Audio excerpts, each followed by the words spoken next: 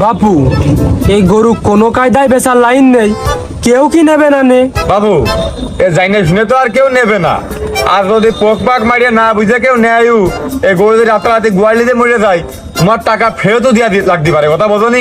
এখন তুমি গরুটা আগে থেকে বেশি দিতে পারো নি। খালি একটু বড় হবে না, দামটা বেশি হবে না, এই আশায় আমি দেরি করে ফেলেছি। আরে মোর খোদা, তুমি কইছো ডাকি, তাও তো একটা কাদের কাজ করেছো যে গরুটা ফাঁকা এনে বাইনতেছো। যদি হাতের মাঝখানে বাইনতে তো এক কান দুই কান 100-200 হতি তোমার গরু এখন মানুষ চোখের সামনেই মরতো।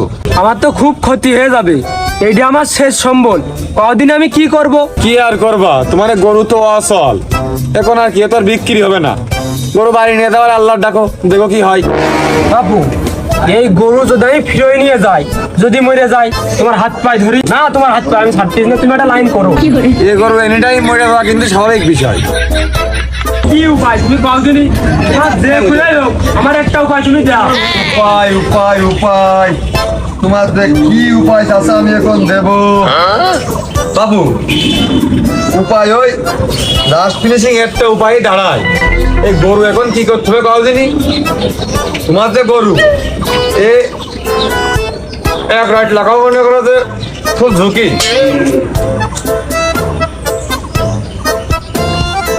এই গরু এখন মনে করো যে যদি কাইটি এখনই গোসের ধরে বেঁচে দেওয়া হয়, তাহলে তোমার কম বেশি টাকা যা বেরোবে না ওইটাই লাভ। কারণ মরে গেলে কিন্তু তোমার আম ছাড়া সব গেলে।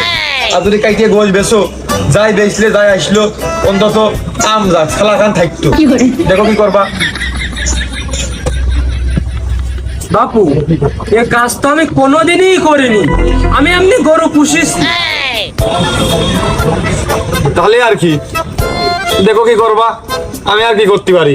বাপু তুমি যাই না বাপু, তুমি তো আমার জন্য অনেক কিছুই করলে, আমার এই শেষ রক্ষাটুক করো বাপু, তুমি যাই না, কিছু একটা করো।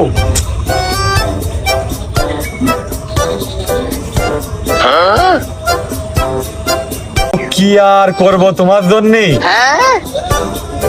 আমার পরিচিত অবশ্য একটা কষাই আছে, ওই বিয়ে বাড়ির অনুষ্ঠানে মুসলমানের বায়না নাই, আবার এই হাটে হাটেও হাট বাড়ার দিন গরুর গোশ কাইটে কাইটে বেছে। ওর সাথে এই কথাকে দেখবো। দেখো দিনি যাই হোক তো একটা হবে না, আমার তো শেষ রক্ষাটুকু একটু হবে না, তুমি দেখো। দাঁড়াও ফোন দিয়ে দেখি।